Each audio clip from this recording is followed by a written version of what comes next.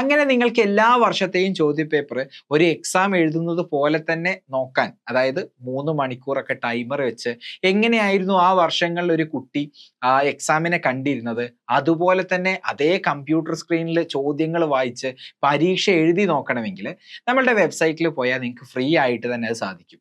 അതിനുവേണ്ടി നിങ്ങൾ www.crisperlearning.com എന്ന് പറഞ്ഞ വെബ്സൈറ്റിൽ പോയാൽ മതി.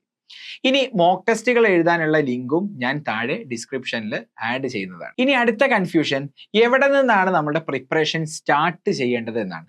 Start from your NCERT text book. അതെ, NCERT ടെക്സ്റ്റ് ബുക്കുകളാണ് നമ്മളുടെ ഫൗണ്ടേഷൻ. അതുകൊണ്ട് NCERT ടെക്സ്റ്റ് ബുക്കുകൾ ഓരോ ടെക്സ്റ്റ് ബുക്കുകളായിട്ട് വായിച്ചു തുടങ്ങുക. അതിലുള്ള ഡയഗ്രാംസ് മനസ്സിലാക്കുക, എല്ലാ കോൺസെപ്റ്റുകളും ക്രിസ്റ്റൽ ക്ലിയർ ആക്കി മനസ്സിലാക്കുക.